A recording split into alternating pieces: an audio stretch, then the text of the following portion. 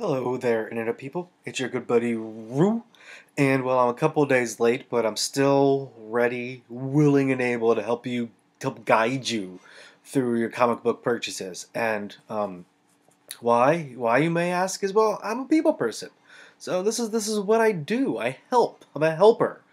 Um, and apparently I need to say this, so beware. There's spoilers here. So we're going to start off with what I consider the less than stellar books of this past week. And first of all, that is Fear Itself, number 7.1. We're going to move past how this comic made a pointless death from a subpar event even worse. That's something that we cannot actually kind of get used to anymore. But what I really am upset with about this book is what Marvel basically did here was charge us for a teaser that would have made more sense as one of the 18 or so epilogues that were in Fear Itself number 7. This was a $4 commercial, a $4 zero issue, whatever you want to call it. This just felt like half a story, and if it just didn't feel like it didn't feel like a full comic book. And don't get me wrong, I'm completely for Brubaker writing a Winter Soldier comic book sometime in 2012. That sounds like a great idea. I just didn't like the way the idea was presented to me. And furthermore, Juice, this guy, Guice, how do you pronounce his name? I really hope that he's not on the Winter Soldier book for very long, or if he is, he's not on it. If he is, they changed his style, is what I'm trying to say.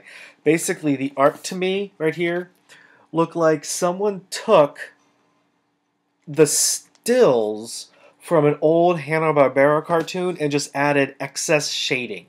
It never really flowed well, in my opinion. So that's that with that. Moving on.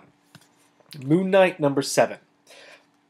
I've said it before on some of these shows, and I'll say it again. I like Bendis. I'm not afraid to admit it. I have no shame in this. But recently, at least in my opinion, he's been a lot more missed than he's been hit. Take away Ultimate Spider-Man and some of the other stuff that he's been doing, he's been really off his game. First, I was not impressed by Brilliant at all. Like, usually I pick up a book like that thinking, sweet, I'll wait for trade, but I'll pick up the first issue, just try it out. The first issue did not make me want to get number 2, let alone wait for trade. Moon Knight, on the other hand, 7 was a huge letdown of a story, to the end of a story where the first 6 issues were actually, in my opinion, pretty good. They had the first 6 issues, I was laughing, I was genuinely intrigued by who the big kingpin of LA was going to be. But here, it was just it was a 3-panel fight. I'm sorry. Lots of things were talked about. I mean, come on, it's a Bendis book. Say what you will about the guy, but there's always going to be lots of talking. But when we finally got to the big reveal of the bad guy, there was 3 panels of Moon Knight fighting the guy, and then he flew away. It was really the only thing that... It was just a huge letdown. I was frustrated while reading it. I'm frustrated while talking about it. Yeah, I'm going to give Moon Knight 8 and 9 and 10 probably another shot because I actually really do like Moon Knight. Quite a few of the essentials. I have a full run of the Mark Spector Moon Knight from the 80s and early 90s. But this was just... finally, from my bad pile, Uncanny X-Men number 1. 2 things. What in the bloody hell have they done to Sinister? It's just... He's gone from an actual, in my opinion, very interesting bad guy to a run-of-the-mill sociopath with like Dracula's Taylor, and has this weird third-person problem. Like he'll refer to himself in the third person, and then he'll go back to the first person in the same sentence. And finally, is it just me? And I'm going to share this. Is it just me, or right here, down here where my finger is? Does that look like Emma Frost is wearing an outfit made from the rags that a mummy no longer needed? Just the... I generally have liked Gillian, how do you pronounce the writer's name, on the previous Uncanny run, which yes, I'm still mad about the renumbering, but this was just the art was cartoony. The story that's not Sinister. Now, it's sad to say that for the next segment, my pull list this week only really had one book I felt stood out as a good comic. Yes, American Vampire came out, and that was good. It was par for American Vampire, which means it's a really good comic, but nothing stood out from it, in my opinion. But there was one comic that really stood out, but we'll get to that in a second. First, I'm going to flash back to one of last month's books, and that is Boys, number 59. I love this cover. That's just an awesome cover. I actually think probably when I post this at the Outhousers, that's www.theouthousers.com, this will be the image I put along with it. That's how much I really love this cover. I don't want to spoil this comic at all, but if you've been reading Boys for a long time, I hope, and you're still able to maintain your soul after reading Boys for a long time, be prepared for an emotional reaction to this book. I wasn't prepared, and I was very much moved by some of the consequences from this book. That in issue 60, see, I brought it back to this week. I know what I'm doing. Were reopened very early on. This issue 60 actually had a really funny scene in the White House. If you don't read Boys, flip through this issue in a comic book shop. It might just be my sense of humor, but there was a scene in the White House that just really made me laugh.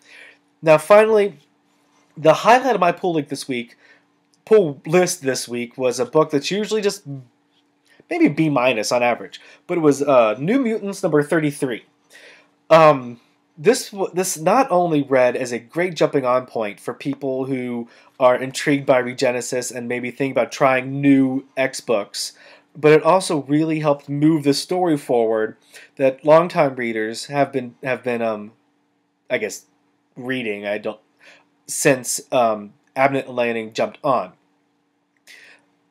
This is honestly the only book I've read since Regenesis started, or Schism, however you want to word it, where everybody's reasonings for staying or going made any kind of sense. Everything else just seemed like a gut reaction, but Abnett and Lanning took the time with each character to briefly, yet with heartfelt reactions, explain why some are going and most are staying. And just in the book itself, there's a danger room scene finally with Hope and Nate Gray, because, well, it's just a really awesome scene that me and a lot of my internet friends have been waiting for. And Nate explaining that he wants to stay on the island because Cyclops is kind of his dad, and it was just a fun scene that, again, I've been waiting for, and I really hope they explore a relationship between Hope and Nate Gray even further. And also Danny's loyalty to Scott and how it was put out there. It felt natural and honest. And also her reasons for taking the team. She's going to stay with Scott. Like, the New Mutants are Scott's side, but they're off of Utopia. It kind of seems like they're setting up a West Coast version of X Factor's, whatever that company's called, Investigations. X Factor Investigations, but we'll get more into that hopefully in the future issues. So if you're an X fan and you haven't been reading New Mutants, give number 33 a try. It's a very good issue, in my opinion, to test the waters. They're going to go look for Blink next, which I love the 90s. I love Blink. Exiles went away and screwed her over there at the end just because of horrible writing. So, good jumping on point, and it really doesn't hurt that it's Abnett and Lanning, like two of the best superhero writers around. Like I said, that was the end of my good list for this week. There are some episodes I do want to talk about that are going to be upcoming here in the future. First of all, I do hope to bring back a trade paperback or hardcover, whatever you want to call it, special for the holiday shopping season. There are some really good things I've read that I think would make great gifts. There are some things that would make great gifts if you really hate the person. And also, I recently found all 5 trades of the Clone Saga at my library, and I've never read the Clone Saga. So if I survive the experience, I'm going to do an episode and pass my pain on to you, my loyal viewer. And so, well, that's it for this week, and have a good one. Later, peeps.